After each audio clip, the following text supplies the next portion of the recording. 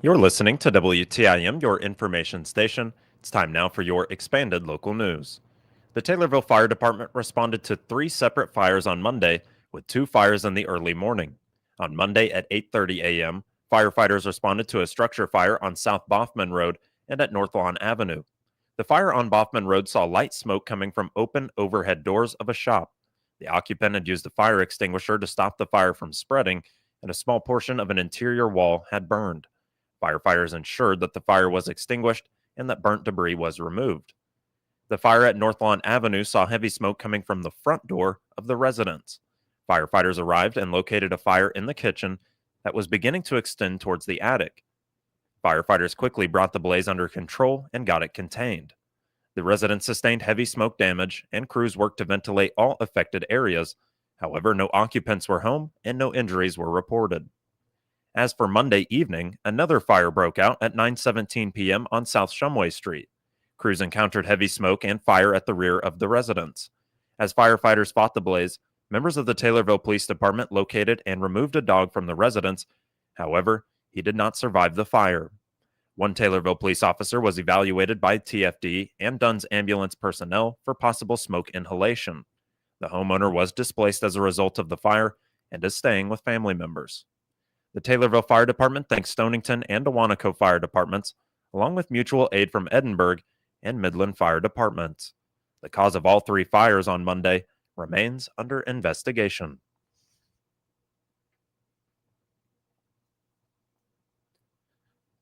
The Taylorville Kiwanis Club heard from 2 Taylorville High School cross-country runners at their Tuesday noon meeting at the Moose Lodge. Liam Bettis and Elena Harker are runners on the THS cross-country team and talked about their training and experiences. Bettis told Kiwanis members that training last summer has paid off, with the boys' team winning their first 4 meets already. He then gave a history of the THS cross-country and is excited to see the program continue to grow. We were all holding each other accountable to be there at practice. I mean, the practices are sometimes at 6 a.m. in the morning, and, people want to sleep in. I mean, high schoolers obviously want to sleep in when it's over the summer. It's summer break. I mean, you kind of want to be free, but no, all of us were like, you got to be there. You got to put in the work. And that was pretty much over the whole summer. We maybe had a couple days off, maybe 3 or 4 days off over the whole summer, but we were mostly putting a lot of work over the summer. And I think that work over the summer is already showing off. I mean, as a team right now, we've already won a couple meets. We won a Springfield invite meet. I think we've won 4 meets right now during this season. And I think the mindset we all have right now is just to go into each meet like we're not happy with second. We want to win. Bettis added that many THS cross-country runners have won college scholarships as a result and are still running. Bettis encouraged the public to come to their senior night boys team run next Tuesday afternoon at 5 p.m. at Janes Park in Taylorville. Elena Harker is a sophomore at THS and shared her running experience, which dates back to 6th grade. She shared with Kiwanis members that she and other THS cross-country athletes, accompanied by Coach Chad Sutton, attended a camp this summer at the University of Colorado. Harker also talked about the mental challenges there are when running cross-country. In Colorado, as most of you know, it has higher elevation, which pumps more, there's less oxygen. So when we come back down to sea level, it's easier because there's more oxygen, and we call it swimming in oxygen down here. This helps us get faster when we return down here. So the trip helped us a lot with getting more fit. One of my biggest highlights of the camp was getting camp MVP for girls. This summer's training for me consisted of a lot of base training, building mileage, and that helped me to get more fit. This helped us going into season where we need to add less mileage and more speed. Our cross-country coach, Steve Walters, helped us a lot with that. Here in 2 weeks, me and Liam will be attending Nike Cross Country Town Twilight. This race is in Indiana. We will be racing the fastest boys and girls we've raced all season as we continue to move through the season and get better PRs and breaking more school records. I hope to achieve placing top 25 at state. Bettis is ranked as a runner as 2nd in state Class 2A and 45th in the nation. Harker is 9th in state Class 2A and 334th in the nation. The public is reminded that this Saturday is the last Kiwanis drive-through donation day in front of the radio station studios at 918 East Park Street from 8:30 a.m. until noon. Kiwanis members will be collecting non-perishable food and monetary donations to benefit the Taylorville Food Pantry. It'll be the last drive-through donation day for the Kiwanis Club for 2025. The Taylorville Kiwanis Club is part of a global organization of volunteers that are dedicated to improving the world one child and one community at a time. Weekly meetings are held Tuesdays at noon at the Taylorville Moose Lodge. For information on the club, go to taylorvillekiwanis.com.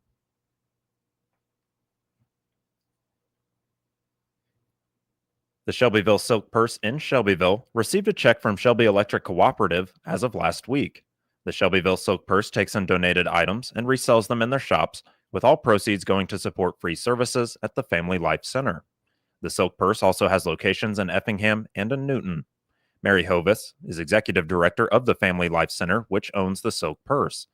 Hovis says that the ministry of the Family Life Center is extremely important as they educate those who are pregnant on their options. Our ministry reaches families, women that are, or men that are experiencing an unexpected pregnancy. We educate them on their different options. And then for those who choose to parent, we have programs that they can go through to learn about parenting skills, what to expect during their pregnancy and labor and delivery. They earn car seats and diapers and wipes and brand new baby items every time they come in. They also get client cash that they can spend at the Silk Purse for every education session that they have. And then we do parenting as the kids get older. Sometimes, they have more issues and they want to continue our services. We help them with that also. Hovis says that the check is going to go towards remodeling of the Silk Purse. That's going to go toward the remodel here. This was a huge project. I don't know. I mean, the store had sat empty here for, I think, 5 or 6 years. It used to be County Market. Mm-hmm. And so when we walked in, we had to basically redo everything. We had to get rid of asbestos flooring. And you can see as you walk through here, new walls and pretty well everything kind of got gutted and restarted. And so it was a big expense. And so that's going to help us with some of those expenses. The Silk Purse is open from 9 to 7 on Monday through Friday, and on Saturday from 9 to 5. Hovis says they are always taking donations at the back part of the building. They'd go to the back side of the building. There's a big purple door there, which we're getting ready to get a sign over it. It's next to a garage door. There's usually a couple of bins out there, and they can just drop the items in the bins and leave. They don't even have to let us know. We check it regularly. Or if they need help getting the items out of their car, there's a button back there that they can ring us and we'll come out and help them. Okay. Is there any items that you do not accept? Yeah, we don't accept TVs, computers, mattresses, unless it comes with a complete bed, because we can't sell those. Encyclopedias, large pianos or organs, things that are hard to sell, or then any furniture and stuff. It has to be in good shape. Like it can't be from can't smell like smoke or be covered in pet hair, those kind of things, stained or ripped up. Find out more information on the Shelbyville Silk Purse by visiting them at their Facebook page. This will conclude the first portion of your expanded local news, and it's brought to you by Taylorville Community Credit Union.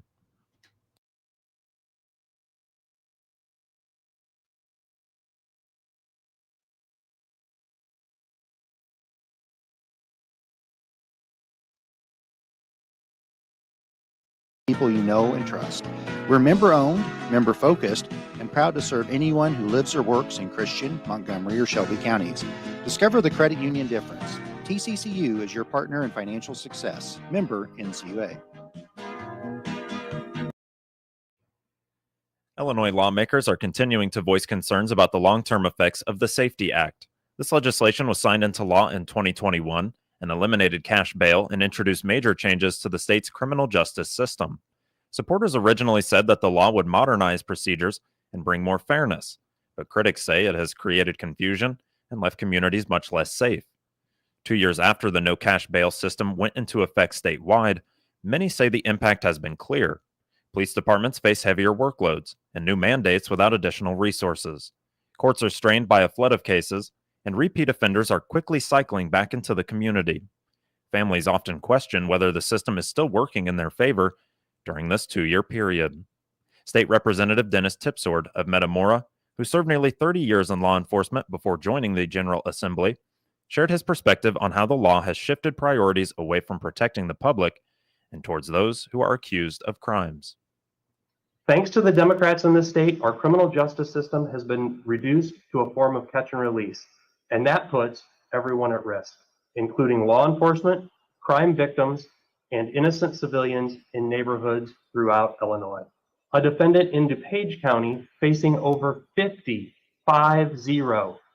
sex abuse charges, including indecent solicitation of a child and grooming, was not able to be detained pre-trial. This is like a nightmare for both law enforcement and the public. What are our priorities here? 2 years in, the evidence is clear. The Safety Act is a horrendous law, and it must be repealed. State Representative Patrick Windhorst of Metropolis is a former state's attorney and spoke about the challenges it has created for officers and the court system alike, saying the added strain has made communities much less secure.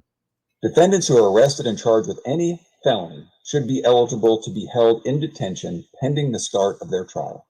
We're seeing people charged with serious offenses walk free and pay no cash bail. We think that is extremely problematic and must be changed to ensure law and order. I want to highlight some recent comments from Chicago Mayor Brandon Johnson that I think unfortunately represent the attitude of some Illinois elected officials regarding crime and law enforcement. The mayor said, and I quote, "Jails and incarceration and law enforcement is a sickness that has not led to safe communities." That is the exact wrong attitude. That is the kind of attitude that we must change in this state if we wish to restore public safety and law and order. State Representative Tom Weber of Fox Lake has focused on the law's impact on victims and their families. He highlighted cases where suspects accused of serious crimes were released quickly, leaving families to endure not only their loss, but also the frustration of watching those responsible avoid detention. Jose Luis Mendoza Gonzalez lived freely in our state for months after abusing and hiding the body of Megan Boss in his backyard as a direct result of the Pretrial Fairness Act. It's unthinkable to continue this outrageous and dangerous catch and release approach to public safety. Victims' families and communities deserve to know our laws keep dangerous criminals off the streets, but that is not what's happening right now. You can find out more by visiting ilga.gov and learn more about this and other stories. County farm bureaus can again apply for nutrient stewardship and pollinator conservation grants. Bina Pegg is Environmental Program Manager with the Illinois Farm Bureau and has more on just this.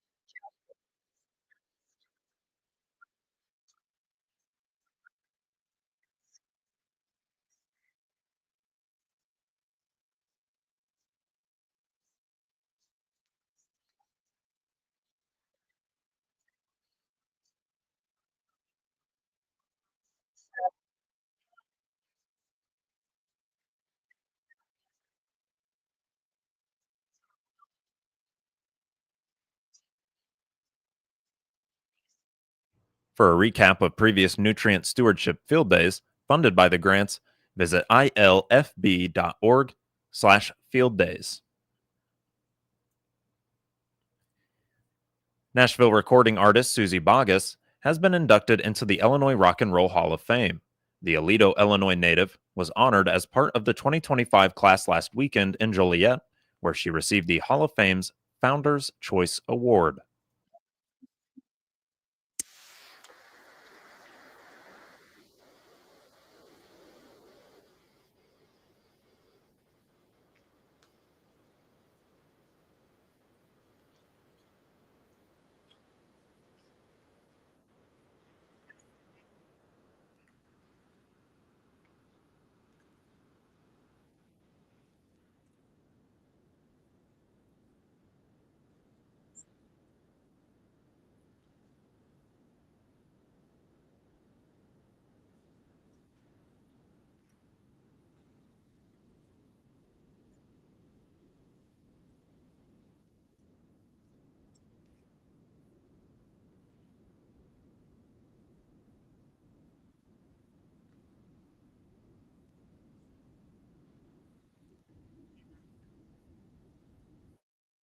Bogus performed at the Alito Central Park Band Shell the night before receiving the Illinois Rock and Roll Hall of Fame honor.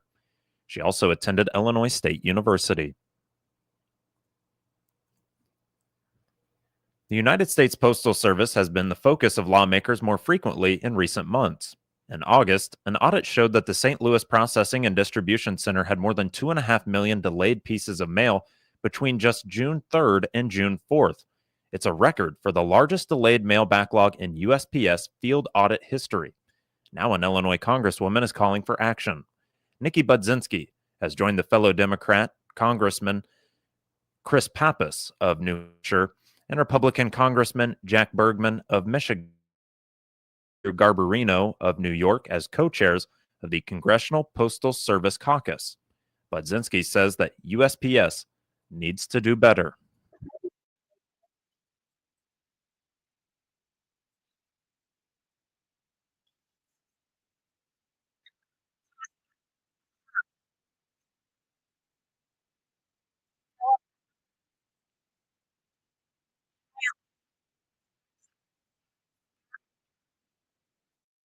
She also says the jobs of the more than 6,000 employees must be protected.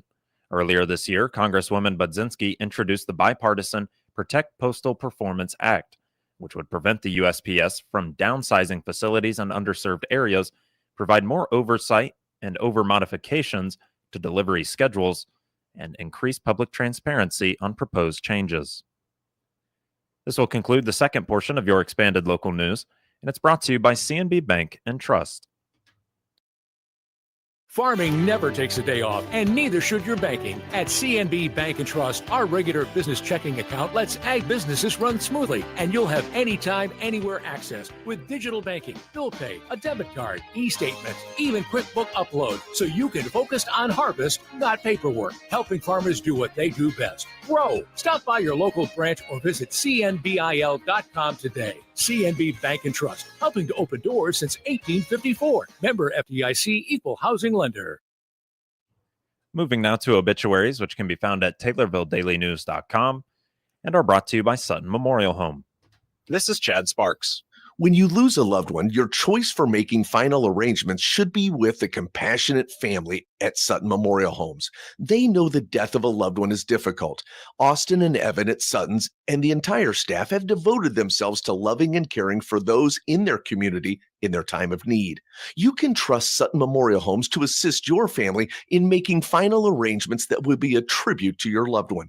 Sutton Memorial Homes, caring is what they do best.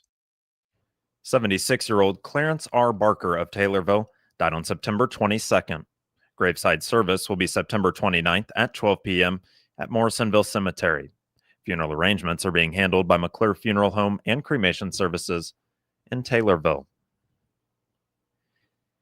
92-year-old Melba Dorothy Miller of Fillmore died on September 21st.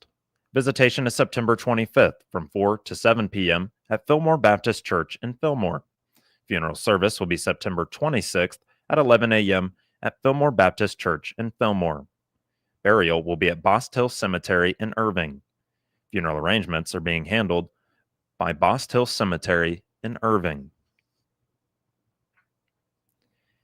61-year-old Susan L. Henderson of Mount Auburn died on September 21st.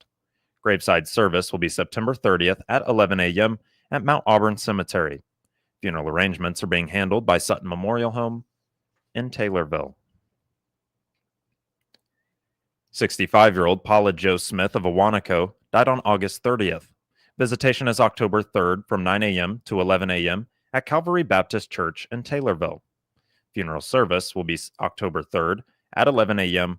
at Calvary Baptist Church in Taylorville. Interment will be at Awanaco Cemetery. And Paula J. Koonsman of Shelbyville, formerly of Warrensburg, will have a celebration of life being planned for her for October 12th of 2025. Funeral arrangements are being handled by Howe and Yawkey Funeral Home in Shelbyville. Get details on these and other local news stories at TaylorvilleDailyNews.com or hear them every hour on WTIM. WTIM is your only local news radio.